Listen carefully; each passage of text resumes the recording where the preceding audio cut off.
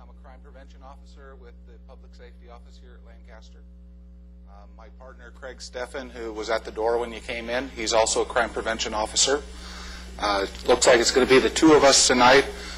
Trevor Banks was going to come over from Lancaster Station. He's a detective with our Lancaster Sheriff Station, but he has not gotten here yet, so maybe he got held up doing something else. We'll have to see what happens, but we'll wing it. Okay, so you get to listen to me all night. We're here to talk about preventing burglaries and how to protect your home. We do neighborhood watch groups throughout the city. Many of you are members of Neighborhood Watch. Can I get a show of hands of who is a Neighborhood Watch member and who isn't?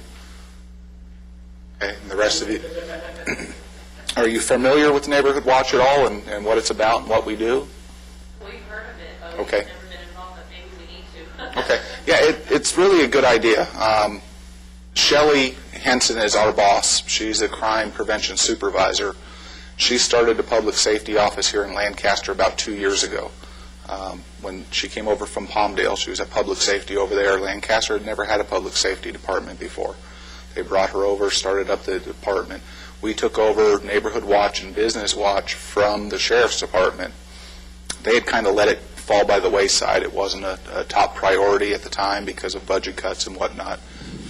Our council and mayor decided we needed to put some emphasis on community relations and community policing, which is, you know, the key phrase nowadays that we're talking about, really engaging the public to have some kind of input on what goes on in the streets to try and improve. When she came over 2 years ago, there was 10 active neighborhood watch groups. We now have, what's the latest count, Craig?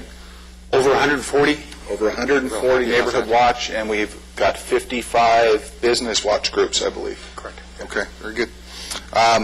So significantly, we've improved the numbers. We've got a lot of people involved and engaged. Over 1,200 people have had meetings with us this year alone. Correct, yeah. Okay. So I'm asking for the stats. I got to lean over to my partner. Tonight's emphasis is not just neighborhood watch, but burglary prevention. Many of you that have gone to neighborhood watch meetings, we review all kinds of different things. You know, how to protect yourselves, how to protect your vehicles when you're on vacation. We do identity theft, a myriad of different things, emergency preparedness. But tonight, again, we wanted to focus on burglary prevention because we're coming in October. October is Burglary Prevention Month. So that's going to be our focus for the next 30 days plus. And again, that's probably the one thing that most of you are interested in protecting, and that's your home. Part of the problem that we have here in Lancaster and frankly across the country is people with the economy and with the housing market, there's a lot of homes that are, you know, in foreclosure that people are walking away from. People can't sell their homes. The value of the homes have dropped. So we've got a lot of vacant homes out there in Lancaster. It brings in people from other areas. It brings in people that you may not want in your neighborhood because they can get in and buy a home that is way undervalued at this point in time. You might have spent, you know, $400,000 for your home, and the one down the street that's vacant is going up for auction for $200,000. You guys have invested your life and your money and everything else into your homes, and you care about your homes, and you've got people that are maybe renting those homes. Maybe the bank is renting them out. Maybe they turn them into Section 8, and you've got people that are, let's say, undesirables that are moving into the neighborhood. It brings housing values down, and it threatens your home and your livelihood and what you're invested in. So what we're doing is reaching out to people that have an investment in their community, that own their homes, or, you know, even rent their homes but care about the house that they're staying in. You know, whether they own or rent, they're proud to be in the home. They take care of it. They keep up the yard. You know, good upstanding citizens. And that's what we're doing. We're reaching out to those kind of people to help us assist the Sheriff's Department in alleviating some of the crime that's going on here in Lancaster. Lancaster has put into effect a lot of different things recently. The crime suppression team is probably the newest operation that they have, and it's made up of, and look at this, it's Detective Trevor Banks. Welcome. We're going to get a microphone on him and have him speak to us at some point in time. There's one back there for him. Thanks, Trev. Okay. You threw me. I was in the middle of a roll there, and you walk in. Okay. I can leave. No, you're not leaving. The burglary suppression team is one of the latest tactical forces that they put together. It's made up of 3 cars, 6 deputies. We've got 2 deputies that work a truancy car. And the truancy car really benefits us in a lot of different ways. One of the things, we have burglaries that are taking place in Lancaster. The majority of them are being committed by juveniles. They're being committed in the middle of the day. So we've got a burglary suppression, or a truancy task force car. They go out and they look for kids that are of school age that should be in school. They're picking them up. They're bringing them back to school. So it gets those kids that may be committing the burglaries off the streets. That's the one thing. It puts those kids back in school. That's the second thing, because average daily attendance, every school gets paid for the kids to be at school. They've got to be in attendance in order for the state to pay the school. And then the third thing, hopefully the kids being in school are going to learn something and, not be committing these crimes. Now, the city of Lancaster has taken tax dollars to pay for this truancy car, and it's a significant amount of money, over $300,000 a year. But if we can increase the daily population in the schools by just 1% in Lancaster, they figure it's going to bring the school district $1.5 million. So it more than pays for itself to do that. And that's just a 1% increase back into the school. And there's more than 1% of the kids out there that are truant from school. So, yes, sir.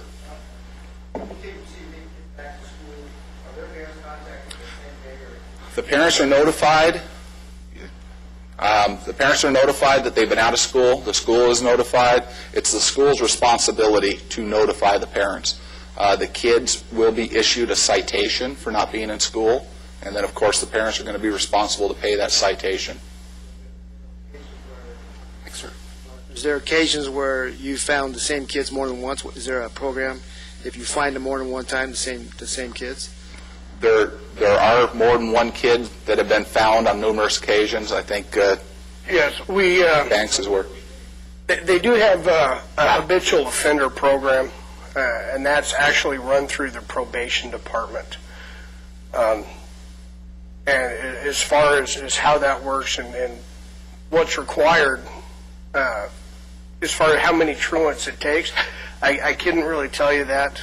That's kind of out of my area of expertise, but they do have that program. The probation department does run it. Every time a juvenile is cited for any reason whatsoever, whether it be for truancies or felonies, Part 1 felony crimes, the probation department is involved. They are the final authority for all juveniles. So they have their programs and they run them. As far as actually putting a kid in say, like a camp environment on just truants, that won't happen because we simply don't have the room for it. Yes, absolutely they do. Yeah, it's really up to the judge and what he wants to hit the family with or the child with, whether or not he's going to be put on, a work crew or in juvenile hall or anything like that. If he's out committing burglaries, obviously, that's a felony conviction, and he's going to have some trouble for that. Now, we're working with the Crime Commission. We've got a new commission that's been appointed by the mayor, and the Crime Commission has members of the community, business members of the community that are in it. They're going to look at working with exactly what we're talking about. The justice system, we have a couple of new judges that are now at our new courthouse that are very pro-law enforcement, and they're going to be tough on these kids. The revolving door that we've had over the past few years is going to be changing. At least that's our hope, that's our belief, and that's what we're going to be shooting for, because, you're a juvenile, you get a slap on the wrist, it doesn't mean anything to you. So we want something that has a little more teeth to it. A couple little things I want to go over. We are taping this, just like we do the city council meetings. We're able to do that now. We're probably going to have this presentation on over the next 30 days several times, so you can check our website or give us a call at the 723-6063 number. We have these at the back for Neighborhood Watch. If you're not a member of Neighborhood Watch, we encourage you to join.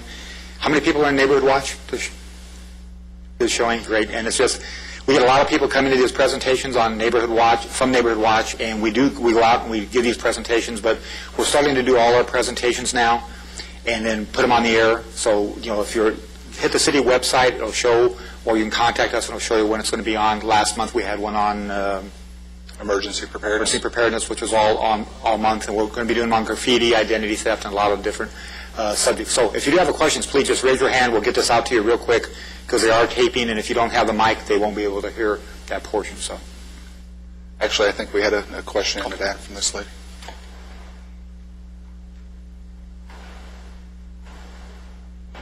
So how does the truancy car find these kids? I mean, if they're like, I've got kids in my neighborhood all the time, all day long, every day, Well, am I supposed to call somebody? Absolutely.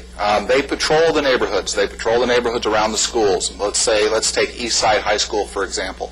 They will patrol that area around Eastside High School between maybe Eastside and that Walmart that's there on Avenue J, because that's where the kids gravitate to the mall or to the Walmart, whatnot. Yeah, I've got a middle school, a high school, and a Walmart. Yes, So, but yeah, they absolutely want you to call Lancaster Station at 948-8466, which is the direct number to Lancaster Station. Call them, let them know we've got kids of school age that are out in the streets screwing around.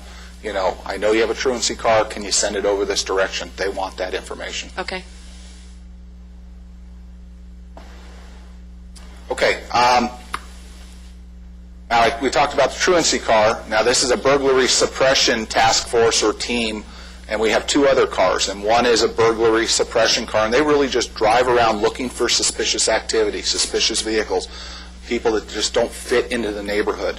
Whether that is profiling, if you want to call it that. I don't believe it's profiling. I believe it's good police work. They're looking for people that are out of place in the middle of the day.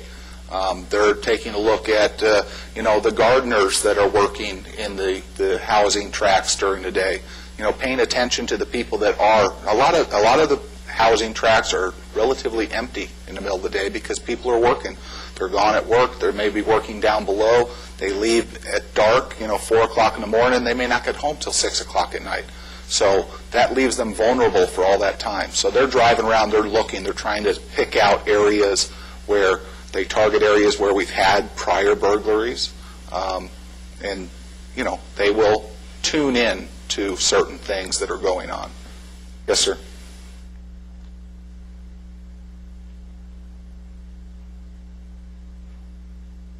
How do you get your neighborhood on the burglary suppression teams list of, we've had burglaries in 3 within the last week and a half, and it's been happening during the midday?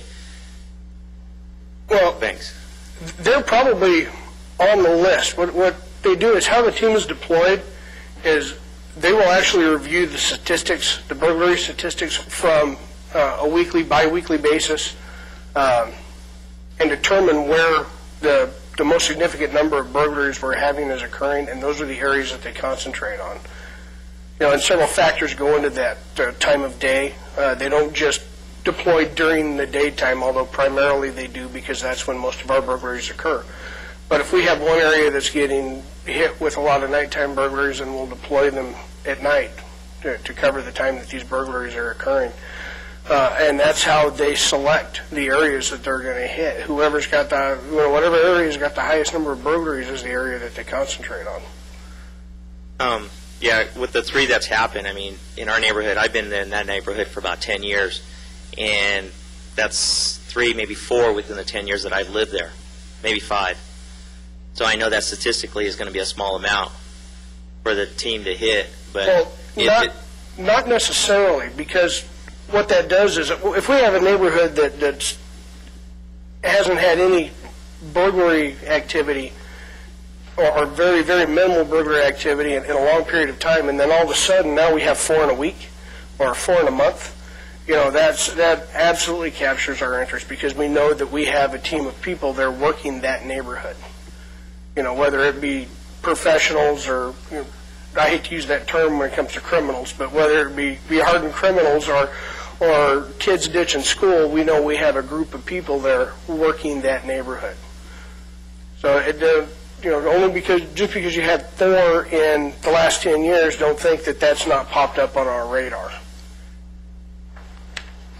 Yeah, we actually had a sting operation that took place. It was in the paper just the other day, where they arrested several people that were involved and recovered $40,000 to $50,000 worth of stolen merchandise from burglaries. So, in the last 2 weeks, we've served a total of 9 search warrants, and we've recovered a tremendous amount of property and taken 11 people to jail.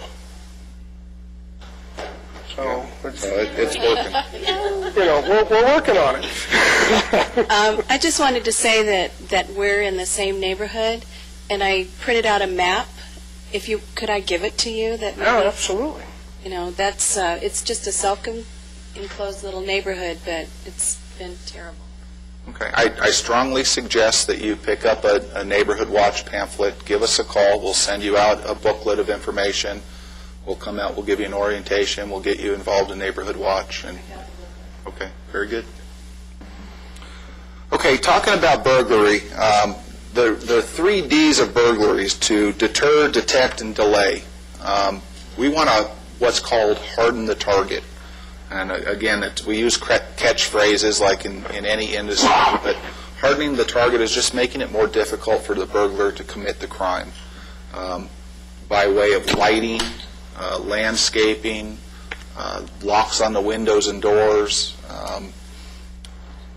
Lighting is probably the most important thing that you can put in.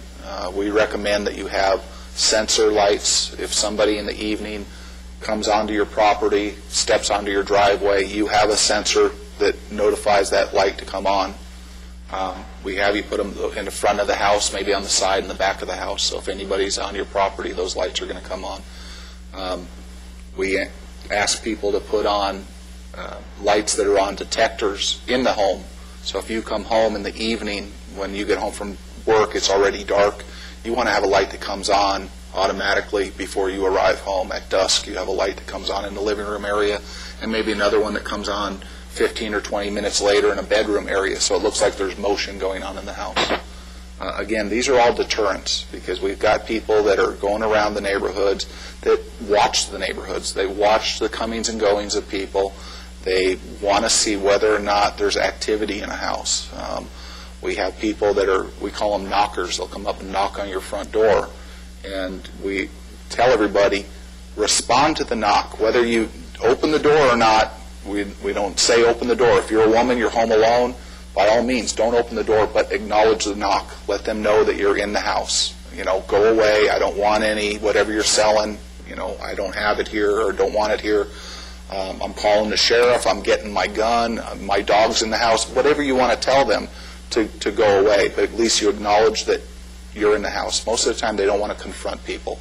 They want to come and knock on the door, and what they look for, is there an alarm system on the house? The windows and doors next at the front door, they can see whether they've got the alarm strips. Okay, so that's one. Is there a dog barking when they knock? Do they hear any kind of movement or any kind of sound coming from the house? They determine whether or not somebody's home and whether or not the neighbors are aware of what's going on. And if nobody sees them, nobody says anything, they don't hear any noise, they give the high sign to their buddies, they're over the side gate, and they're in the back of the house in a matter of minutes. And what they're stealing are things that they can carry. A lot of the kids, they walk down the streets, they have a backpack on their back, they look like school students, they're of school age. You don't think twice about a young guy walking down the street with a backpack on his back in the middle of the day. You figure he's coming or going to school, and what he's really doing is scoping the neighborhood and committing burglaries. They're taking guns, they're taking money, they're taking jewelry, they're taking small electronics like the electronic games, the Game Boys and whatnot, stuff that they can put in their backpack and walk away. Very seldom do we have what's called burglary crews that are actually working an area. It's more of a random thing that these kids are doing. Of course, we do have some burglary crews that work and the detectives are hot on their tails all the time. But the majority of it is random kids that are committing these crimes, and we can tell by the way they enter the type of things that are taken from the house. So, And when we say harden the target, that's it. You want to make it look like a hard target. You got to put yourself in the place of a bad guy. If you're walking down the street and you look at a house and there's no alarm system, there's no dog, there's no sign that says there's a dog, it doesn't look like there's anybody around. Over half of the burglaries last year in Lancaster, they got in without using any force, which means a window was left open, a door was left open, garage door, side door was left open. Lock everything down. Keep everything locked down at your house when you're gone. A lot of people will go out and we'll be talking to them and taking reports, and they'll say, oh, I didn't keep the side door to the garage open, or the door coming in from the garage wasn't open, or they leave a second-story window open to vent during the hot summer days. As kids are walking down the street and they see everything's locked down, but they look up there and there's a window open, it takes them 2 seconds to hop on a wall, gate, trash can, and they're up and they're in, and if nobody's watching, they're already in the house. So keep everything locked down. Make it look like a hard target. If you have an alarm system, great. Keep the sign out there. If you don't have an alarm system, but you have a sign, is that effective to someone? They don't know if it's real or not if they see some sort of sign there. Same thing with a dog. How many people have dogs? Good. I mean, great deterrent. You can be at home, and if everybody has dogs on the street, you can tell when somebody's walking down the street by the barking of the dog, and they go by. If it stops and the one dog keeps barking, you know something's going on. You know, it could be a cat, but look out your window, see what's going on. If you see something suspicious, call the sheriff's department. You have to be the eyes and the ears for the sheriff's department. They could be rolling down 2 blocks over doing something else. Something's going on in your neighborhood, but if no one calls, how are they going to know? So we need everybody to be the eyes and the ears. That's where, I mean, crime is actually going down in Lancaster this year, starting this whole year. It was going up, about 4%, 4 to 6%, and it went down 2%. 207, yeah. It's not a drastic move, but it is if you look at it, because it's turning the other way, and all year long it's been going down, and that's due, a lot of it, to Neighborhood Watch. Going from 10 Neighborhood Watches to over 140, over 3,000 people involved, calling, watching out for their neighbors. That's what works. You know, when you start a Neighborhood Watch, you start the phone tree in your neighborhood. All it is just like old neighbors used to be, watching out for each other's.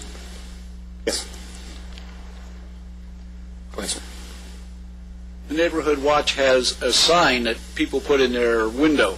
Correct. Is that at all a deterrent? And would you recommend putting it in the back or the front? Or all over. We have plenty. If you're a member of Neighborhood Watch, we have plenty of those signs, those clings to put there.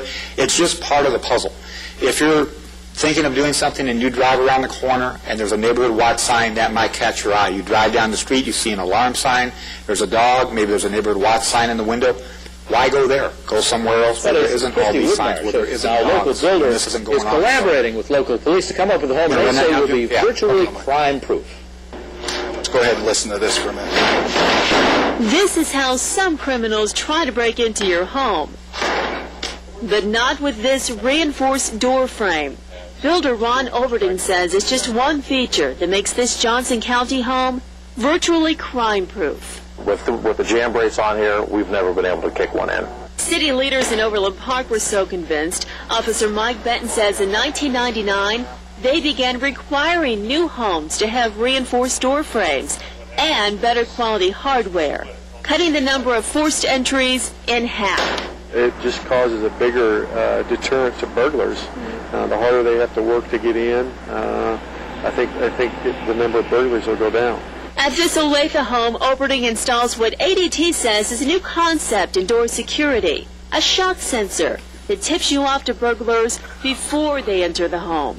So now when somebody kicks on the door, it's going to pick up that large impact and it's going to set the alarm off. Don't bother breaking in here either. These casement windows include shock sensors and laminated glass. It's basically just it's a real tough, durable plastic that you can't punch through. Police say half of the burglars simply enter your house through an unlocked door or open garage door. Overton says installing a garage door indicator acts as a good reminder. And this is on your hallway going down to your bedroom at night. So when you're going to bed at night, if you see the red light on, that means you left your garage door open. Underneath the front porch in the basement is a storm shelter, the perfect place to come if a tornado strikes. But add a reinforced door and a cell phone, and you have a safe room. Overton says installing these features on an existing home can be expensive, but putting them in while you build can be less than $1,500, a possible investment in keeping criminals on the other side of the lock. For Stu Whitmar, Fox 4 News at 9 p.m. And again, we're not promoting any companies whatsoever. It just gives you an idea of some of the stuff that's out there that's available. Imagine a Hop on front the door internet, see burglar what's cannot available. kick in, or a window that has to be hit repeatedly before it breaks. In depth now, NBC 41's Jade Hernandez shows us how home builders are keeping homeowners safe. An intruder kicks at your door. But it doesn't give way. Just one of the safety features in this home. This is what's called laminated glass, and you can see it's basically just a real durable piece of plastic that's sandwiched in between two panes. It takes a baseball bat repeatedly hitting this glass door for it to finally shatter. And just down the hall from these sliding doors. If this red light is on like it is right now, that means you left one of your garage doors open. The development of testing products and in incorporating it into a home construction phase is probably something that is extremely new. This house goes on the market for $185,000. The safety feature package costs just a fraction of that at just under $1,500. And the home builder says there's a reason for that. That it's 10 times easier to do it while the house is under construction. These are products that are out there and they're available, just not very many people know about them yet. But they're home safety items Overding bets any homeowner would install if they knew. With photographer Eric Schultz, Jade Hernandez, NBC 41 News. We have a lot of the brochures at the back, and it talks about locks and the screws that go into the locks. Lots of times, especially on a lot of the new homes, you have a good deadbolt and everything, but if you, on some weekends when you're going surfing around the channels and you can't find anything on, go over, get a screwdriver, pull out the screws from your locks. Sometimes they're putting them in, they're only that big. So that's going to be your weak spot. Go down to the hardware store, buy some longer ones, put them in there. It really helps. That's one thing. You know, just making it a harder target. A lot of the burglaries around the valley are crimes of opportunity. A window's left open, a door's left open. It doesn't look like anyone's home. These kids don't want a confrontation. How many burglaries are we having nighttime after dark, would you say? We have very few burglaries. It's daytime when people aren't at home. They're looking for a vacant house. They want to get into a house quickly, unlock door, unlock window, at the most, break one window to get in. They want to get in quickly. They don't want any confrontation with alarms, any confrontation with dogs, any confrontation with people. They want to get in, grab the quick stuff, and get back out. So if you can make it look like, you know, you have an alarm system, you have a dog, through neighborhood watch programs, hearing people, feedback. One gentleman didn't want a dog, but he bought 2 big bowls, and he keeps them by the side gate. He fills it with water and dry dog food. Is that a deterrent? If I was a kid and I was thinking about hopping over a wall, and I didn't think there was a dog, maybe I would. But if I saw a little Chihuahua bowl, maybe I still would. But if I see a big bowl, I'd have second thought. I mean, why go into a house with an alarm? Why go into a house with a dog? You know, why go into a house when someone's there? So when you're not there, keep a radio on, like by the front door, so it sounds like someone's there. Whatever it makes, you know, look at your house in the daytime. That's when most of the burglaries are going to occur. And, you know, does it look like a target? If your house has an alarm, your house has a dog, it sounds like someone's at home, most likely they're not going to enter there. They're going to go down the street where there isn't an alarm, there isn't a dog, and they think no one's at home. As Jim was saying, as far as acknowledging the knock, very important. We've had a couple occasions up here in the valley where people have not acknowledged the knock, didn't want to be bothered with it. And the next thing they know, there's somebody by their back slider or by their back window trying to come through. And they're quickly on the phone saying, hey, I've got someone trying to get into my house. So do acknowledge the knock. Talk through the door. Like Jim says, find out what they want, tell them you're not interested. And then at that point, which we teach at Neighborhood Watch, be a good witness. We're all going 100 miles an hour, as I'm talking right now, and you're thinking about everything. The kids are in soccer, you're thinking about commuting, you're driving back and forth to work, what are we having for dinner, Dancing with Stars is on tonight. All this is going on. And you get that, and sometimes even on the weekend, you get that knock on the door, the dog barks, you know, there goes the doorbell, and you go and you open that door, and you're face to face with somebody you really don't want to talk to right then. Whether they're trying to sell you something, or they're standing there with a milk carton saying they need $5 worth of gas, or whatever it is. So, you know, use that peephole. If you have an older door, put in a bigger peephole, look out the side window or whatever, see what's out there. If you look out there and you see 2 or 3 kids and they're looking back in, you know, through the windows, it's suspicious. talk to them through the door. Then get a good description of them. Look out the window, look through your peephole, get a good description, and call the sheriff's station. Let them know you had 3 kids just knock on your door. You don't think they live around the neighborhood. You don't think they were looking for who they were asking for, and give a very good description. If you know your neighbor's phone number, if you're in a neighborhood watch group, if you have a phone tree, then it's time to call your neighbor and say, hey, I just called in, very briefly, not a prolonged story, so by the time it gets through the neighborhood, it's a whole different story. But 3 kids knocked on the door. I just called the sheriff's department. This is, very brief, and they can look out. Maybe they see them go down the 2 houses down, and all of a sudden they're over the wall. When you usually call in on someone knocking on your door, most of the time like that, it's going to be a routine call. There's 3 levels of calls with the sheriff's station. You have an emergency call when you see them rolling code 3, baby's not breathing, traffic accident with injury, shots fired, something like that. They have to go to those first. Next thing would be a priority call, where somebody is going over a wall, there's a fight, there's weapons, something that's elevated. Everything else kind of comes in, suspicious vehicles, suspicious kids, as a routine call. Should you call in? Yes, always call in. Will the sheriff's department always get there in time when that suspicious vehicle is across the street? Honestly, maybe not. They could be 2 blocks, they're heading right there, and they get another priority call. They have to go to the priority calls first. Same thing if you were calling saying, hey, there's someone trying to get in my back door right now, as opposed to someone, there's a suspicious vehicle out there, they're going to go to someone trying to get in the back door. They have to do it that way. But every call creates a tag. There's a call number. They will get to the area. They will check the area, give a good description of the vehicle, of the people. As they roll in, they'll be looking for them as they roll in, and they don't just go to one location, oh, car's not there. They'll go through the area looking, see if they can find it. They might even find it later in the day, but you've given a good description. Say that car, and they didn't do anything that day, but that car shows up 2 weeks later, and then there's a burglary in the area. Well, you called in, and you had a very good description of the car, maybe even a plate. If you can get a plate, that's fantastic. But always call in, please. That's what we're emphasizing. I mean, you're the eyes and the ears. This only works because the sheriff's department's doing their best job. The city's trying to step up, give the sheriff's department everything they need as far as resources, and then everybody needs to start calling in. That's what makes it work. Now, one of the things that we offer, I'll get to you in 1 second, is a home security inspection. And I will go out during the day, or Craig will go out during the day, and we'll do a home security inspection for your residents. We'll check your doors and windows, make sure they're up to par, whether you have an alarm system. I went and did one the other day, and that's why I wanted to show the video about the door jams and the glass, because I'm talking to these folks, and they had a great alarm system. They had sensor lights. They had everything right, motion detectors inside. Their landscaping was trimmed down. They had a dog. I mean, they were taking all the precautions they needed to take, but they were on vacation a couple of weeks ago, and the alarm was sounded. Somebody attempted to break in, but the alarm went off and scared them away. So they called me to come out and take a look. And as I told them as we were talking, is if somebody really wants to get in, regardless of all these things that you put in place, they can boot the door or they can break a window and then get in. Craig and Shelley went to this conference in Sacramento last week, and this was one of the DVDs that they brought back, and I said, that's the answer right there. If you have doors that can't be booted in, and you have windows that can't be broken, and you have an alarm system and all the other things we put in place, you've got a fortress that nobody's going to get into. Now, is it going to cost money to do that? Absolutely. But if you are really bent on securing your property, that may be what we have to do.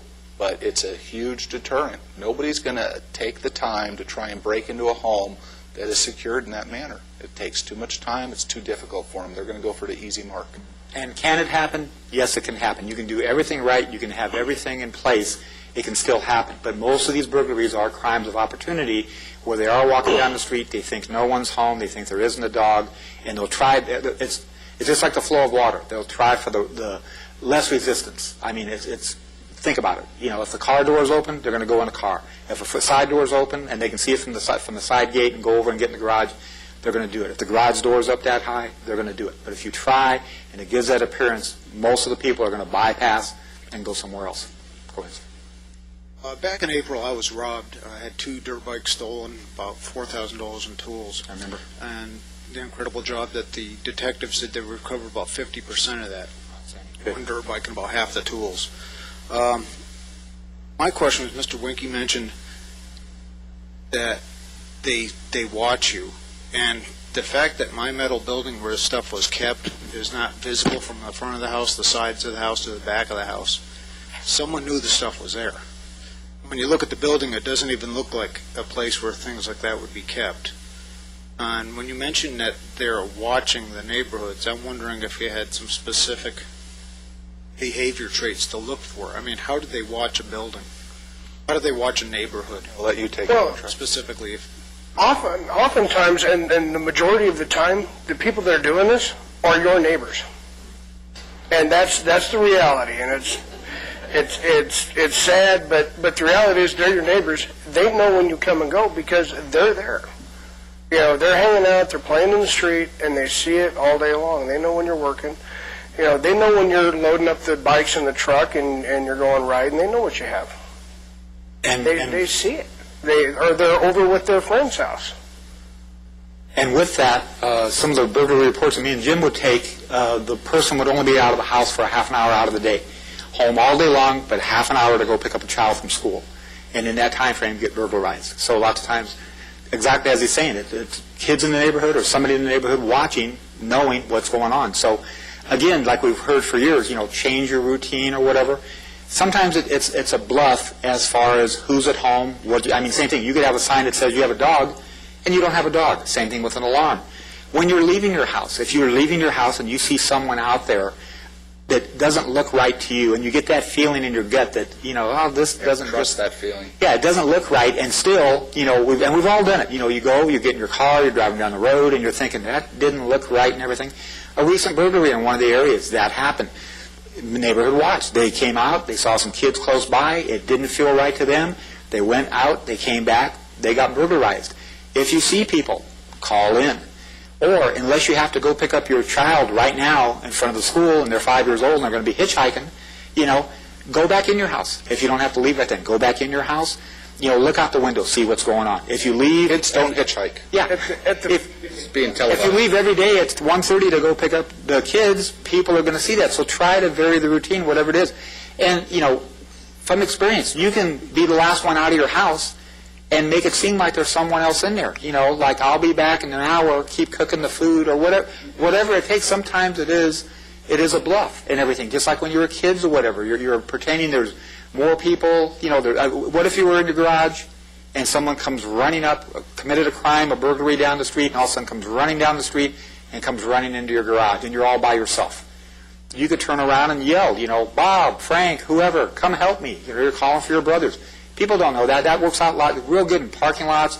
When you're leaving your house, you can, hey, take care of the 2 dogs. When I get back, have the hamburgers cooked or whatever. Sometimes it's a bluff, and everything. But that's just the day and age we live in. It's just, whatever we have to do to make it look like a hard target. Go ahead. Something that I'll do, because there's a lot of kids that kind of roam around our neighborhood, and one of the ways that they watch you, we moved in about a year and a half ago, and I decided I'm home during the daytime. I'm going to find out who's coming and going in our neighborhood, because I right away started hearing about a lot of crime.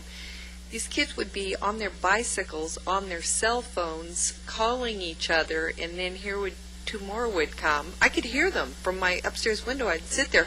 They would be calling each other. 3 or 4 of them would end up sitting across the street watching people leave for work at 5:30 and 6 o'clock in the morning. Now, these kids aren't up that time of morning unless they're up to no good, and they were checking stuff out. So a lot of times, if I was going to leave to go someplace, like while my husband was gone at work, and I backed out of my driveway or pulled out of my driveway and I saw the kids down at the corner, I'd just drive around the block and drive right back in.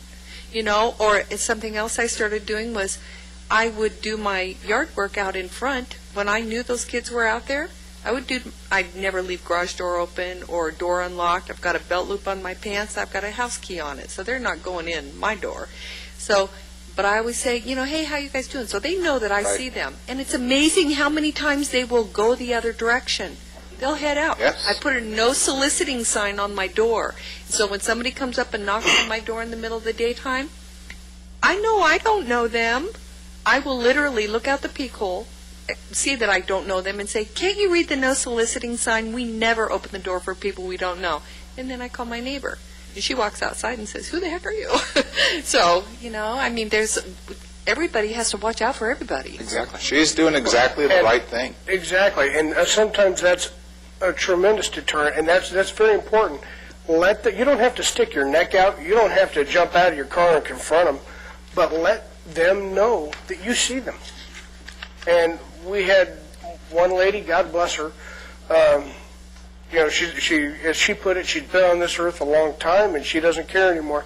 But she goes out when these kids, she had the same problem, all these kids hanging out. We were having a lot of thefts in her neighborhood. And she went out with her camera and started taking pictures of these kids. Kids disappeared, and the thefts went away. Nothing ever happened to her. I mean, I don't recommend you people do that. Yeah, let's qualify that. We don't recommend you go out and confront people. But, she had enough. And she started doing that, and they went elsewhere. And that's with Neighborhood Watch. And if you're not in a Neighborhood Watch, know your neighbors. Get to know your neighbors. If you're out cleaning the car, if you're mowing the yard, if you're out by the garage, as people drive by, if they are your neighbors, you wave at them. If they're not your neighbors, you can still wave at them and acknowledge that you see them. You don't have to stare them down, mad dog them, hard looks, whatever you want to call it, right, and no confrontation, but look at them. You know who belongs there. If somebody drives by and they're eyeing the area, and you can, again, take that deep breath, look, okay, what are they driving? And look at them, wave or whatever, or just look at them. If I was a bad guy and I was driving a white pickup truck and I came around the corner and one person looks at me and I drive down the road and another neighbor looks at me and I drive, it's like I'm going to go somewhere else. 2 people have already seen my vehicle. 2 people have already seen what I look like. Why stop and burglarize someone? Go to another neighborhood. So, acknowledge people when you see them in the area. And like I said, we've heard from Neighborhood Watch people. It's just a friendly wave. You're looking at the person. You're being a good witness. Do it. We encourage that. Ma'am, you had a question? No, you answered it. That works. Oh, okay. I've done that before too, where I live in cul-de-sacs, so anybody, we know all our Neighborhood Watch works. And it does. And you can spend thousands and thousands of dollars on a burglar alarm system. And they're great systems. I don't discourage people from doing that. But the best, absolutely the best burglar alarm system that you will ever have is to know your neighbors. Your neighbors are your best burglar alarm system. And when I say know your neighbors, I mean know their names. Have their phone numbers, including their cell phone numbers. Know how to get in touch with them. Know when they're going on vacation. Know when they're going to be back. And it's all part of the Neighborhood Watch program. Obviously, everybody has neighbors in their neighborhood that they don't want them to know anything about them. And that's, everybody has it. But you can work around that. But if that house knows that everybody else is watching them, then they're going to lay low. And even if they're not, they're certainly not doing it in their neighborhood because they know they'll probably get caught. But you need to know your neighbors. One of my favorite neighbors is our neighborhood busybody, our street busybody. She's a retired lady. I love her to death.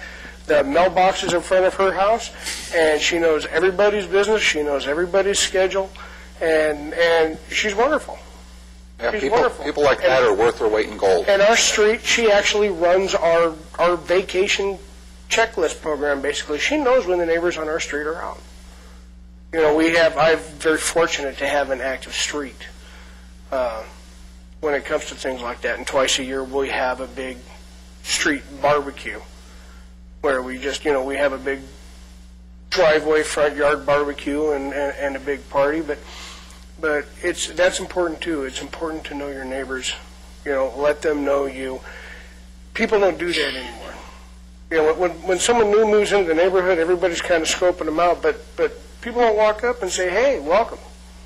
It used to be you'd move into a new neighborhood, the neighbors would come over and bring you a pie and welcome you to the neighborhood, and that's gone away. We need to bring that back. We need to have that community spirit again.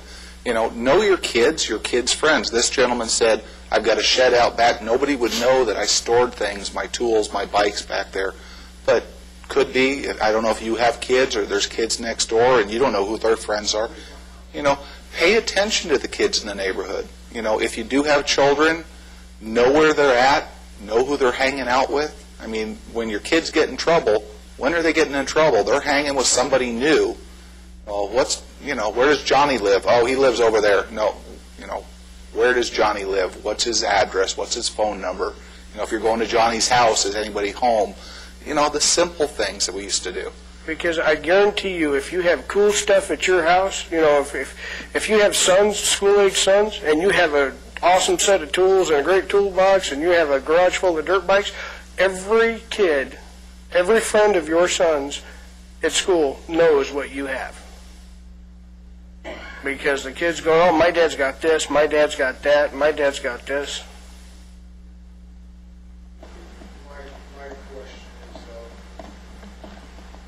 Mike there somewhere. We already know who did the job. They're in prison right now, serving state prison. Everybody's in the audience going, yes. Oh, absolutely. But my guard will never be left down again, I promise you that. No, and unfortunately, it's a terrible way to get a wake-up call. Right, yeah, because my stuff was locked.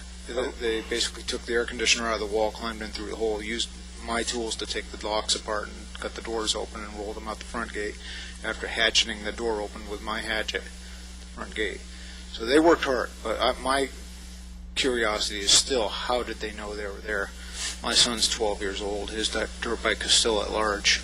I don't suspect anyone he communicates with, I'm just wondering how, basically there were Crips that did this, the Fudgetown Crips. How they knew they were there. I'm trying to connect the path, whether, it's the house that I suspect on our street. There's one house.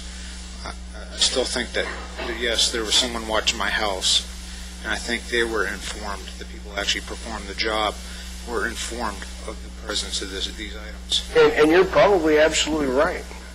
It may take me the rest of my life to figure out how they found out. Maybe you had another question? Hang on a second. They can't hear you on the mic, so give us 1 second.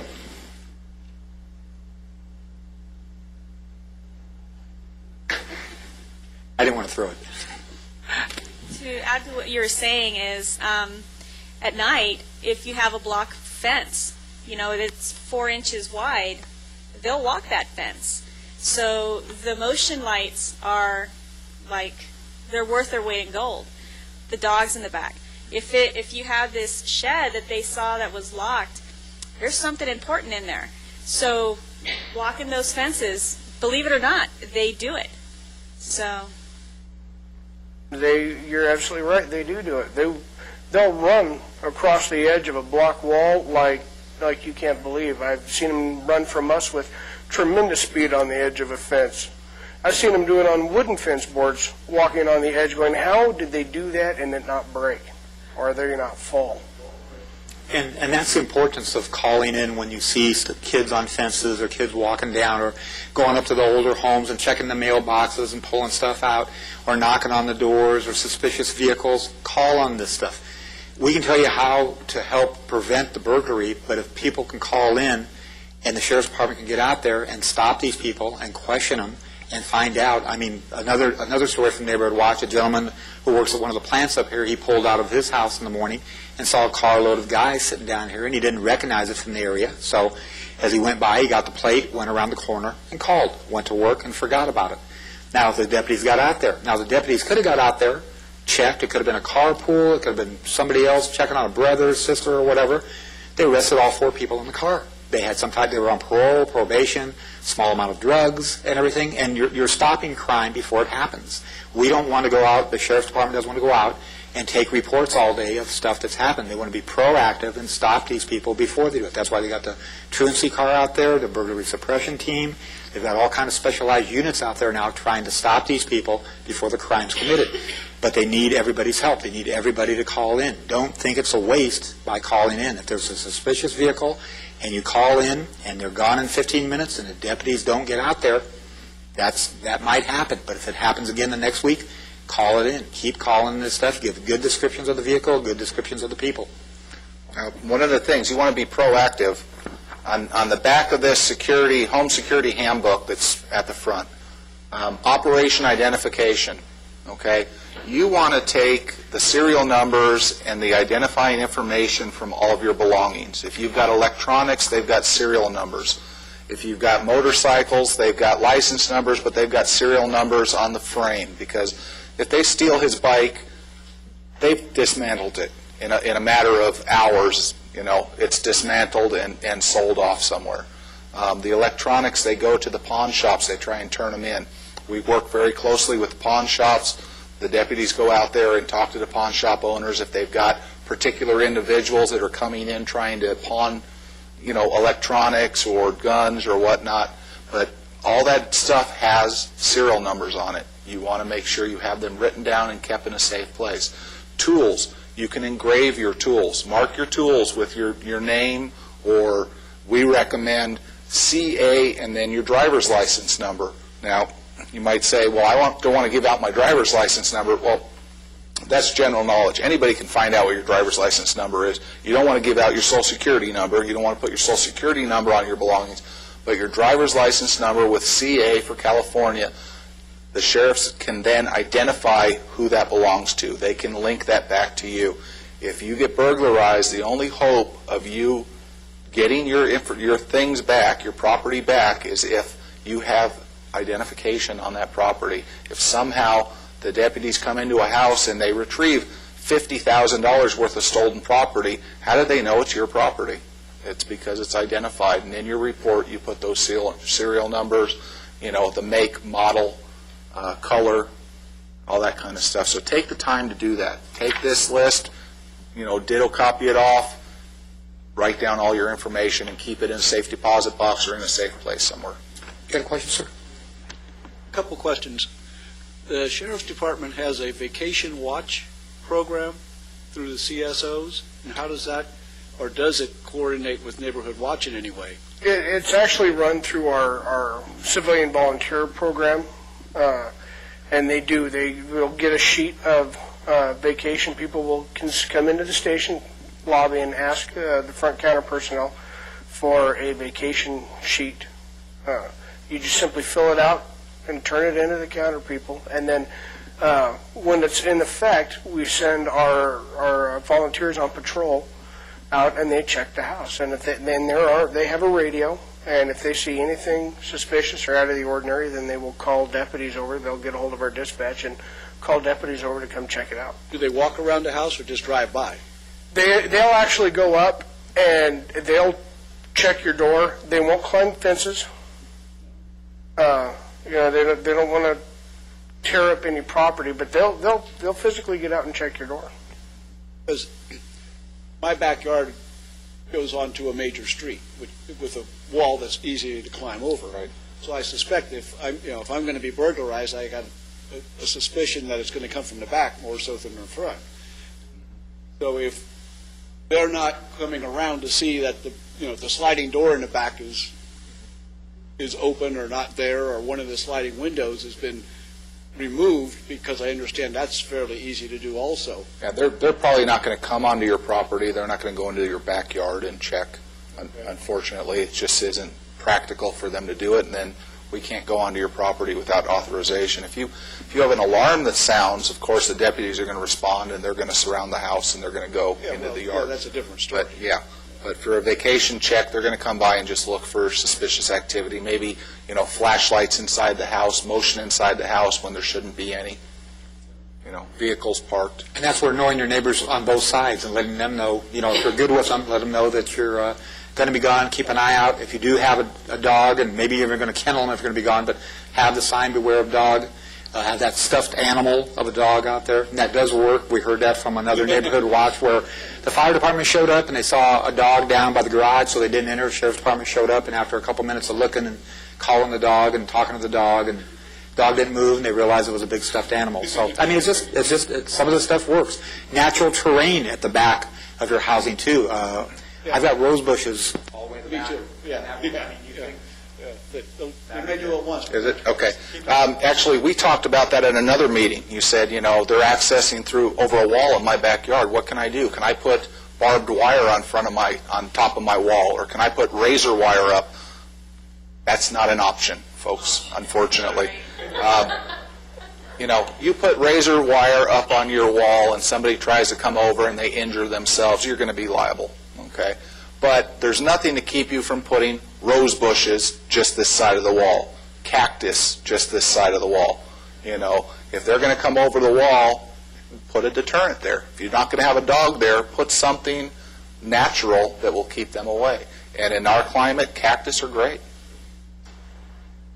Let me get you a microphone. So the timers that you can get for your houses, you can get timers that will not turn on at the same exact time all the time. They'll have like a 15-minute variance to turn off or on. You can plug a television set into them, or a radio, or a fan that foofs the curtains so it looks like somebody's in your house to come on at different times. I'll do that. If I'm going to be gone like down to the valley for the day, even, I'll do that, just to make sure that, it looks like I'm watching TV upstairs in that front room, or I'll leave my computer on with the screen on so it's like I'm sitting in there working on my computer at night and they can't tell because it's just a shadow in the window. But those timers will have variances to come on, and then the sound of TV or the flashing lights from the TV. You can see that stuff at other people's houses, so it's like, oh, they're home watching TV or what, So I always do stuff like that and tell my neighbors to do that too, after they pack up the motor home and take 2 days to get packed to go for their trip and leave their windows open. So. Well, and unfortunately, and that's a good point, and we've had several instances where, people spend a lot of money on security systems and then don't use them. Yes. They don't turn them on. They don't lock their door. I'm just running down to the market, and I'm not going to lock up the whole house. The front door is locked, but every window in the house is open. Because I'm just going to go get a gallon of milk. I'm going to be gone maybe 15 minutes, and they get back and the TV's gone. PlayStation's gone. They didn't get much, but they got in. And that goes with the crimes of opportunity. Again, true story, a gentleman on a Saturday morning goes out, cleaning his truck, he's happy, he goes back in to get some lemonade, he's only in there a couple minutes, comes back out, blue sky, birds are chirping, clean truck, he's happy, and he looks in the corner of the garage, and his golf clubs are gone. And it's just that quick. If you're going to be in the backyard for any length of time, close your garage door. Don't leave a weed whacker out front. Don't leave your golf clubs. Don't go inside and leave the garage door open 2 or 3 feet to cool it. Kids will drive by. Kids will get out of a car and go in. They're looking for a refrigerator with beer. They're looking for anything that's not nailed down. That's a crime of opportunity. If you're going to leave just for a few minutes, lock everything down. Now, we talked about being a good witness, and I've talked to a lot of deputies that have made good arrests based on information provided by Neighborhood Watch participants. They speak very highly of all the people out there that are involved. And they say, if it wasn't for the information provided, we never would have caught this guy. And what I'm talking about is that suspicious vehicle that's seen on your street, and you call it in, and you don't just say, there's a strange guy in a car parked out in front of my house, I want a deputy to come. There's no information there. You want to say, there's a 4-door blue Chevy, and it's got a white male and a black male in the front seat. One's got, like an afro-type hairstyle. The other guy is clean-shaven, but he's got a beard. They've got, white T-shirts on. The blue Chevy, it's a 4-door. I couldn't get the license plate number, but it's primer on one side, and it's got chrome rims. And, well, you know what? Now they just left, and they're heading north on such and such a street. Now, I just lost my mic. Technical difficulties. But you provide that kind of information, and then a deputy, as they're responding to this routine call, lo and behold, they pass this car on the way into the neighborhood. Here comes a blue Chevy 4-door with a black male and a white male in the driver's seat and passenger seat, driving away from the area. Well, they have reason to stop that vehicle now. And again, they've been given good information that allows them to do that. Otherwise, they would have just passed that car. They wouldn't have thought twice. They would have come into your neighborhood and said, GPA, gone prior to arrival, UTL unable to locate, and it's a done deal. The people are gone on their way. But instead, they make a stop on this vehicle because of the information you provided, and they end up having warrants, or they've got burglary tools, or what have you, and they make a good arrest. And these guys are going, this is great. We love it. Keep giving us that information. We rely upon you to do it. And it's the only way we're going to continue to lower crime in Lancaster is working together and having the public. Joyce. Just based on a suspicious vehicle being in your neighborhood that you never seen, you'll stop that car? Absolutely. If you're given good information on a suspicious vehicle, if you provide good information to the police, they can stop that vehicle.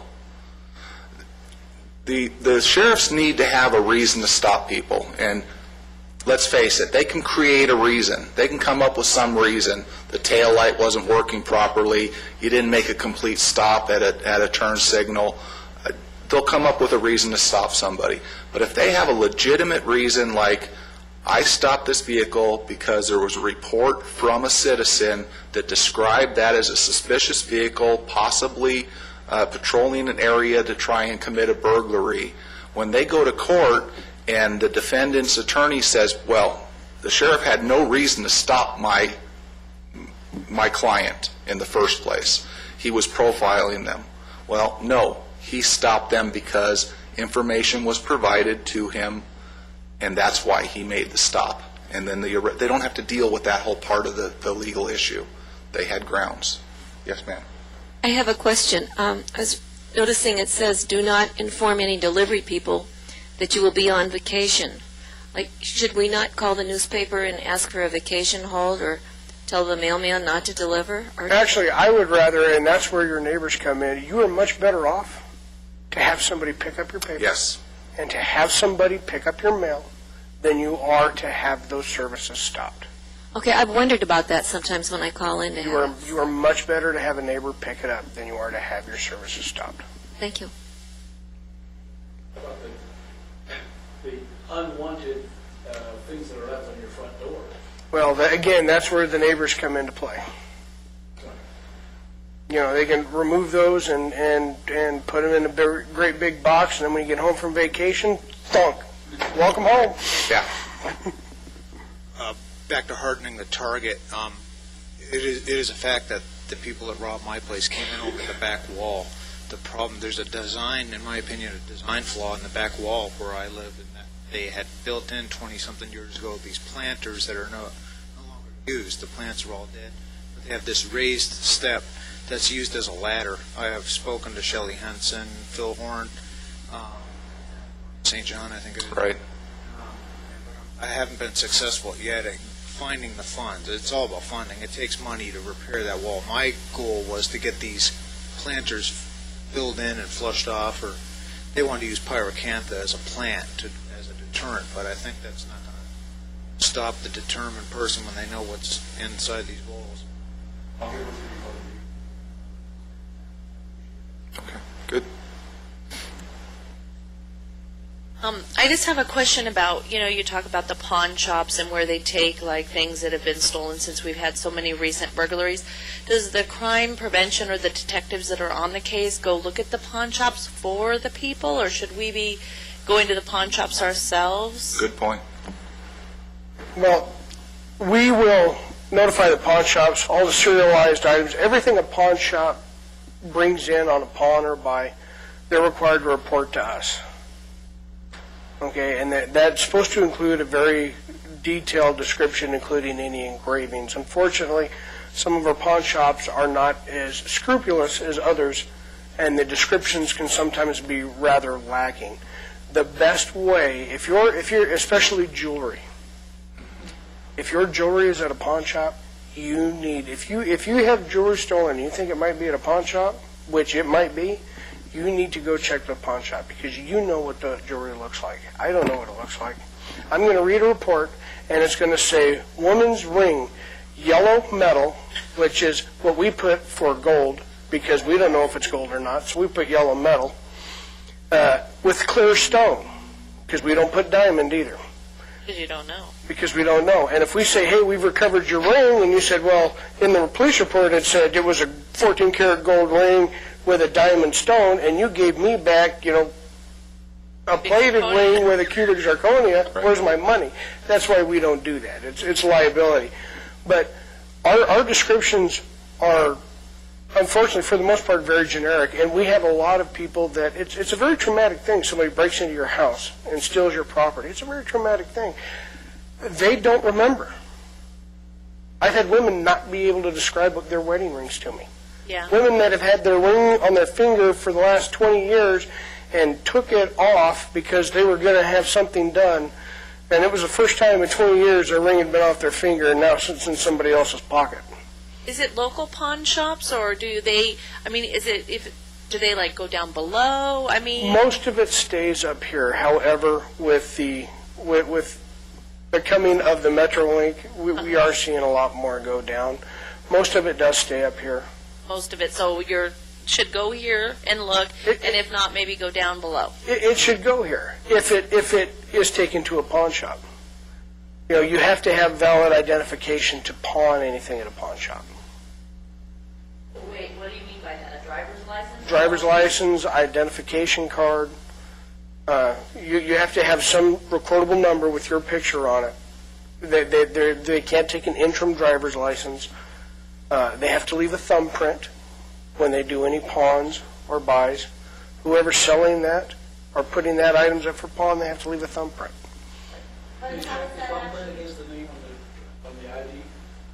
Well, not as a general rule, not unless there's a problem, though. Right. We simply don't have the resources for it. Do they run it through a database to see if these people are criminals, or do they go give it to the local sheriff's department? All those pawn sheets are provided to us, and then we review every cell. And what flags us is if we have one person who is, say, conducting a large amount of pawns. He's going to get a knock on his door, and we're going to have a chat with him.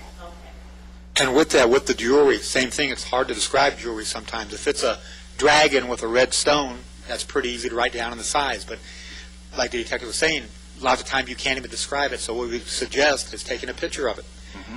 Put a ruler or whatever on your bed, a white sheet, one piece of jewelry at a time. If you put it all there, it's not going to be good. One piece of jewelry at a time. Anything that you have in your house that you possibly can't describe or mark it with a serial, there's no serial number on it, a piece of artwork or something, a statue or whatever, take a picture of it. Save a picture at your house. Give a picture to a relative. They can save it at their house. So if you are burglarized, or use a video camera for tools, that works good for toolboxes lots of times. You open up your toolbox and videotape everything.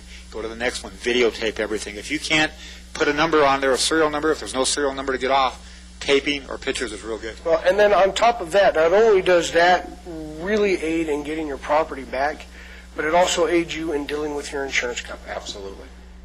And with digital cameras now are so inexpensive, and the chips, they hold so many photos. Take a photo of everything you get.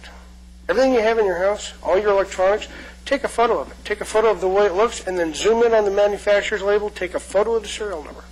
Then you'll have it. You'll have a picture of the item, a picture of the serial number, which will include the model number, all your jewelry, and then burn that onto a disc. Burn 2 or 3 of them. Keep one in your house, keep one at a relative's house, take one to work and throw it in your locker at work or your desk or wherever you keep it at work. And that way you're covered. And then when you have to deal with the insurance company, what was taken, and you start thinking in your head, well, what do I have? I mean, how many of us, if we really sat down right now in the next 30 minutes, could even scratch the surface of what we truly have in our homes? That's right. And also with that, when you identify stuff, you mark it, we have the serial number, it can lead to prosecution. If we just take a lot of reports, and what kind of TV did you have? It was gray, or was it black? Was it a Sony? I don't remember. I've had it for 7 years. I have no idea. Or I had a Canon camera. Well, what type was it? I'm not sure. Do you have the serial number? No. They could catch somebody down the street, but they can't put that camera in your house unless they have some sort of identification on that or a serial number.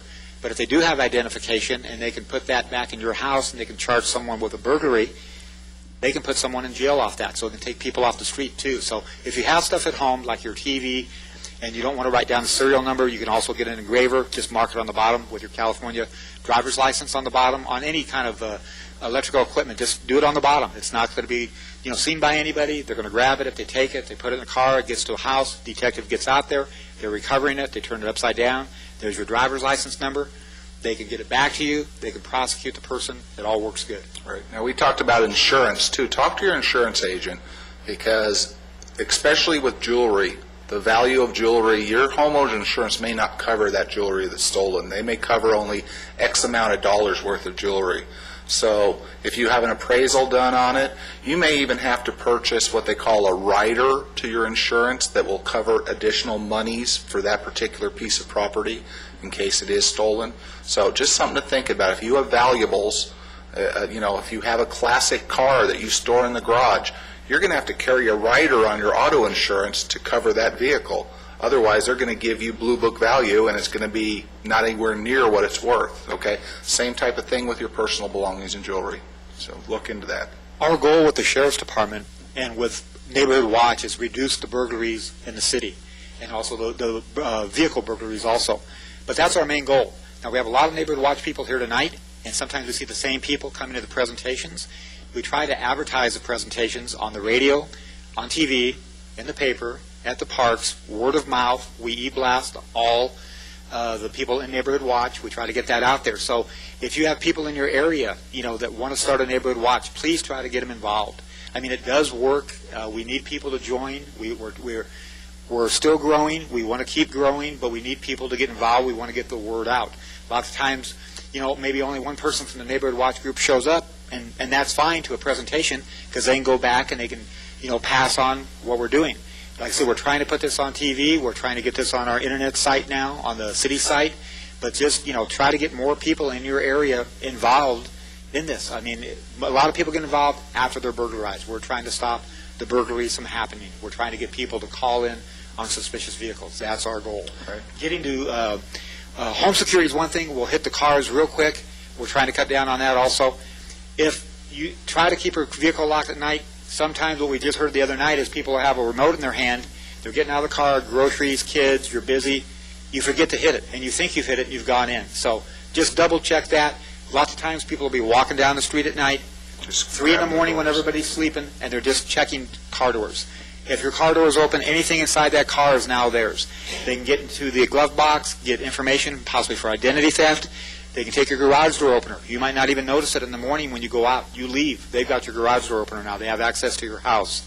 Anything in that vehicle, CDs, anything in there that they didn't see maybe walking by is now theirs. The big thing that we're seeing is vehicle burglaries where people are leaving stuff in, high-dollar items, overnight. They'll park it out front, leave it in the driveway or whatever. We'll go out to take a report, and they'll have their head down, and, yeah, I left my laptop on the front seat. I left my leather jacket right there. I left 250 CDs there. I left my Garmin there. They mean to bring it in, but they don't. Somebody could be walking down the street, going to bypass the vehicle, and then they look in, and there's a nice leather jacket or a laptop sitting there. It takes them a minute to grab a brick, a decorative rock, break that window, grab whatever it is, and gone. Right. If you go to the gym, bring your belongings. Don't leave your purse under the front seat. Don't.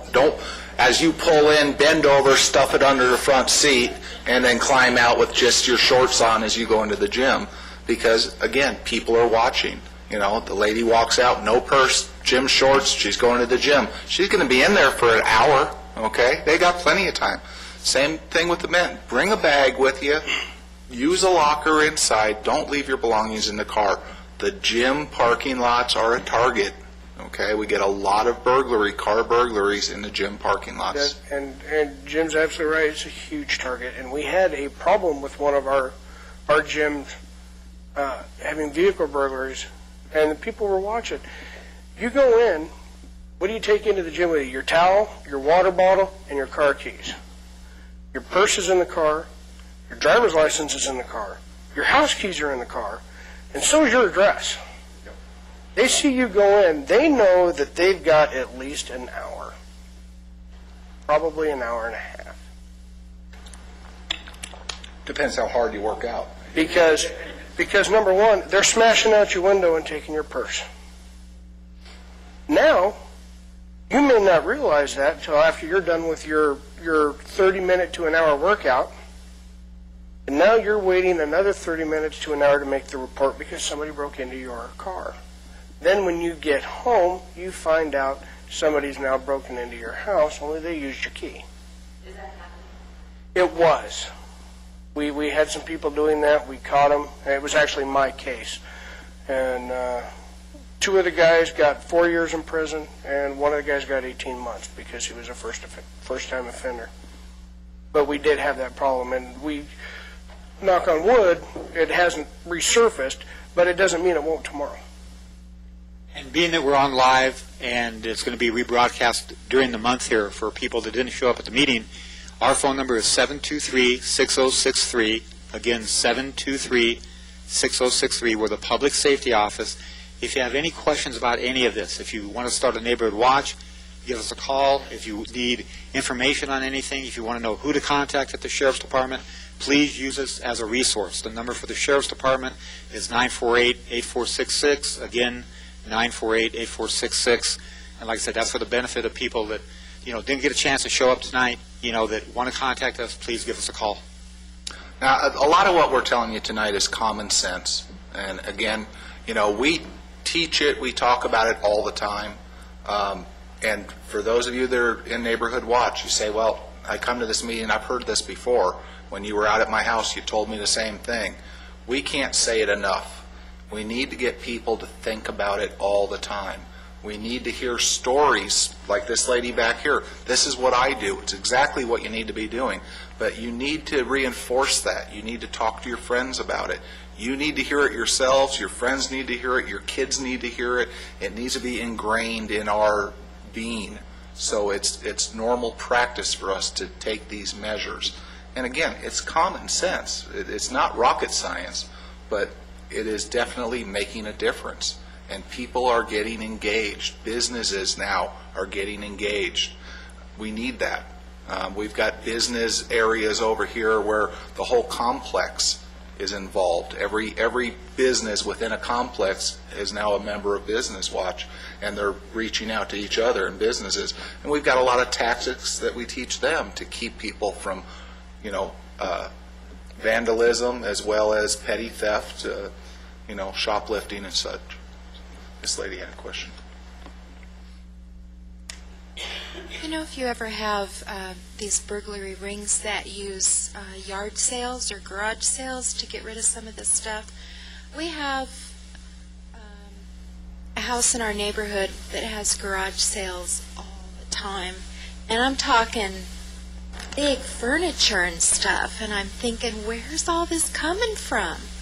Well, a lot of the swap meets, people will take and try and get rid of their things that are stolen at the swap meet because they figure nobody will be looking at the stuff there.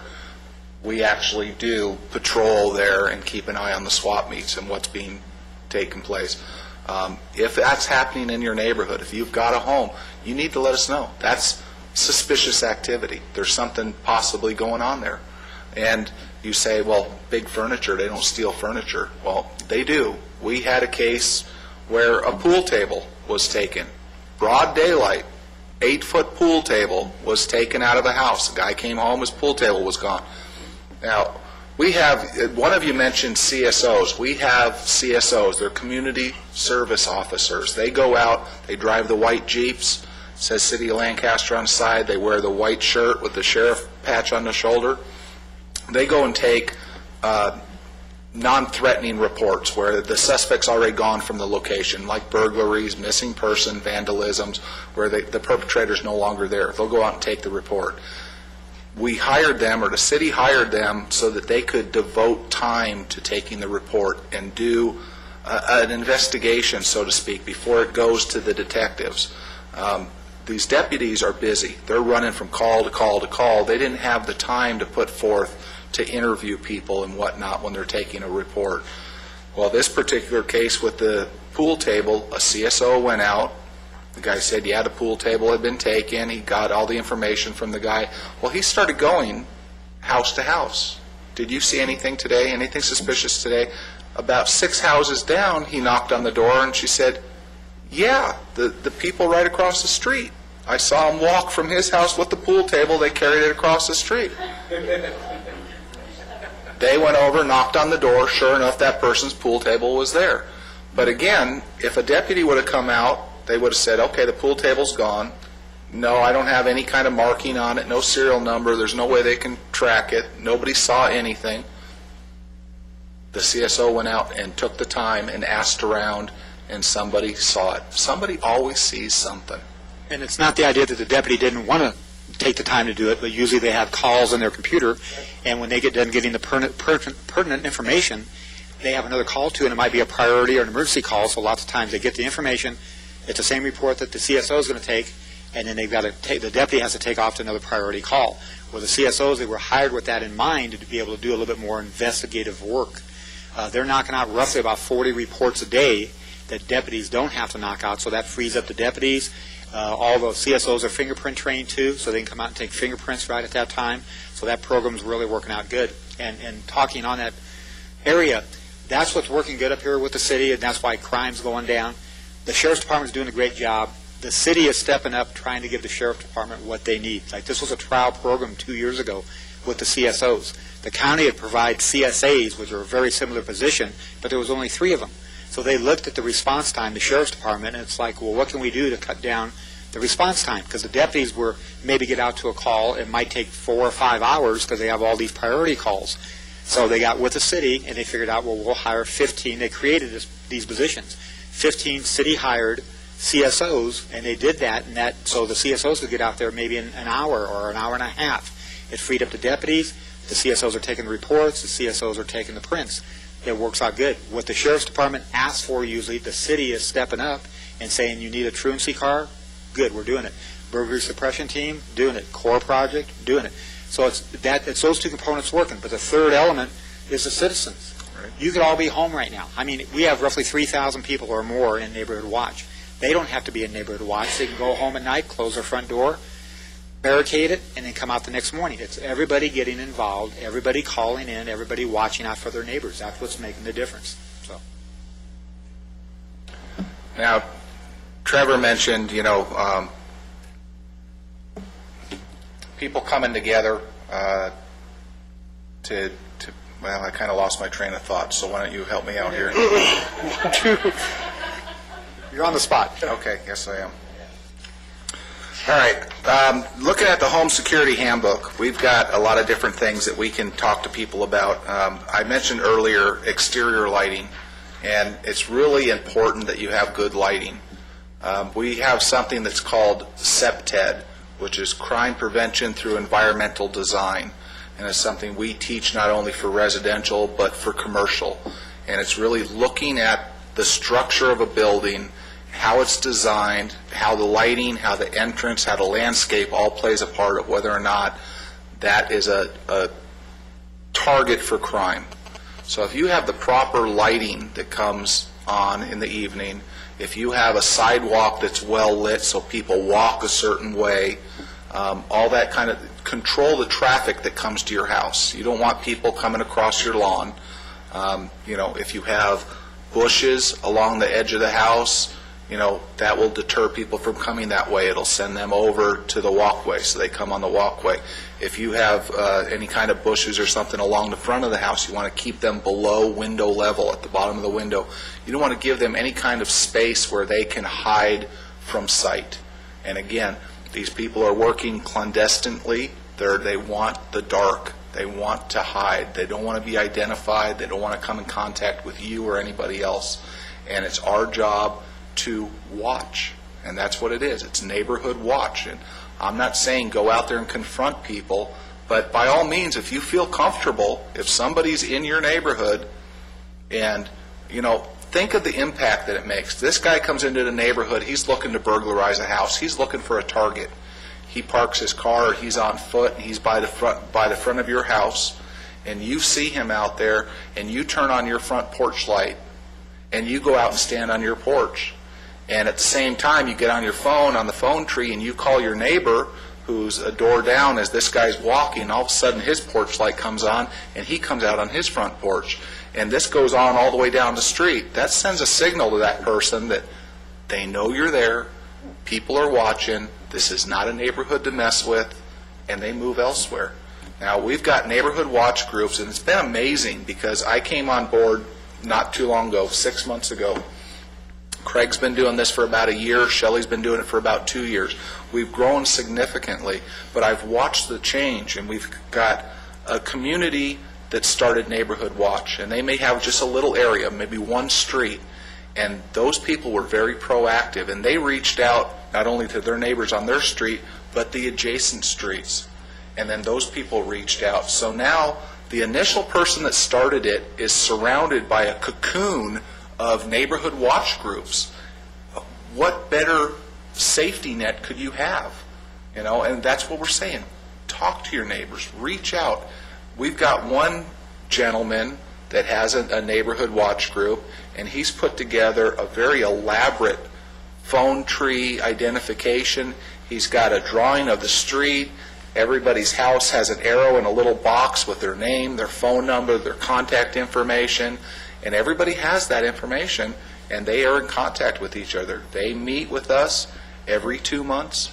They contact each other and us via email. If something goes on in the neighborhood, he'll send me an email. We had a suspicious vehicle in the neighborhood, and this is what it looked like, and we made a phone call to the sheriff, and they responded. It took them 12 minutes, and they were there, and by the time they got there in that 12 minutes, the car was actually at Joe's house, block and a half down the street, because Joe saw him, and yeah, he got a good look at him, and this is the kind of information they provide to us, and then we go back and talk to the sheriff's department about it. If the sheriff's department doesn't get there for whatever reason, we can go and find out what took the response time longer than ordinary. We can find out that information. We work very closely with them every day. We have contacts. I mean, this is unheard of to have the sheriff's department and the city coming together like this and trying to work together as closely as we do. And it's not pointing fingers, and it's not trying to give the blame to anybody, but it's actually a cohesive team that's working together for a common good. And if we can improve their performance and they can improve our performance by providing to the public, then we're all going to win. But we need your assistance to do it. Exactly. But we'll get into more lighting here in a second, but I've been up here about 20 years. I came from another city south of here called Los Angeles. I don't know how many other people did. But it got to the point down there where the police department wasn't working good with the city, and most of the citizens were going in at the end of the day and closing their doors, and that was it. It's completely different up here. It's a completely different atmosphere with the sheriff's department, with the city, and with all the citizens coming out and helping out. And it's very important for everybody to get involved. Get your neighbors involved. If you're not in a neighborhood watch, we encourage you to join, but if you don't want to, just get a few neighbors involved. We have all kind of brochures on the back there. It's a good way to grab some of the brochures, maybe some of the people that haven't started or joined your neighborhood watch or aren't, or not interested yet. Drop off some of the brochures to them. Maybe they will get interested. On the lighting, very key thing, especially on the vehicles and your house. A lot of the burglaries, most of the burglaries are daytime, so at least they're not coming into the house at night. But when we do neighborhood watch in the summer, we're not getting out there until usually 7 o'clock. We hold a meeting, so it's still light, so we don't get a good chance to see what the neighborhood looks like. But in winter, when it's dark at 5 o'clock, we get out there. We're looking sometimes for the house. We can't find the house. Just like an emergency vehicle that's really trying to get there in a hurry, have your numbers big. Have them on 2 or 3 locations. Have them on the curb, mailbox if you have a private mailbox, on your garage, up by the front of the house. Have them illuminated. It's very important. If somebody's not breathing in your house and you want the fire department to get there, you want that lit. But we would drive up to a house, and sometimes it's well lit, and we walk up to it. So that would be like normal. A light on maybe by the garage, maybe by the front porch. Sometimes we would get out. We can't see the address anywhere on the house. We're walking up between 2 nice vehicles in the driveway. We can touch anything we want or try to get into them because it's pitch black. Walk around the corner of the house, get all the way up to the front door, not one light on. That's a crime of opportunity. Mm-hmm. Some of the other lights, some of the other houses we go to, though, we get out of the vehicle, we walk across the street, we hit that driveway, and boy, we're just lit up just like we are right now. And that's a deterrent. And if someone's walking down your street at 3 in the morning and you have motion lights on and they come on, it's a great deterrent. Or have solar lights on. they'll be on all night, they go off in the day. Any kind of lighting. Leave a small light on. The more lights you can leave on your back yard lights also. Small light if you don't want to have a big light, but have it on. The more lights, the better. Absolutely. Reporting crimes, a lot of people say, well, it's suspicious activity, it's just a vehicle that's in the neighborhood. Do I really want to call the sheriff about it? Or, there's something going on at the neighbor's house. Is it really something I need to call the sheriff about? Craig mentioned that gut instinct. Follow that instinct. If something's not right, it probably isn't. But don't be afraid to make a mistake. I mean, we've had a lot of stories where we've been told, this guy was telling me that a truck pulled up. He knew his neighbor was not home. A truck pulled up. They go into the garage. They are dismantling the water heater. Well, he calls the sheriff. And then after he calls the sheriff, he went out and confronted him. And he goes, what are you guys doing? Oh, we're the plumbers. He goes, no. I know he's not home. You got authorization to be here? Well, yeah. He told us to come and remove the water heater and put in a new one. Had no identification on the truck. The guys looked a little shady. He said, no, you guys need to get out of here. I just called the sheriff. They're coming. These guys didn't want to deal with it. They got in the car and left. Well, when his neighbor got home, he gets a phone call. Well, thanks for sending my plumber away. Okay, so they were legitimate, but I would rather have that happen than have that person actually stealing that water heater, because it happens all the time.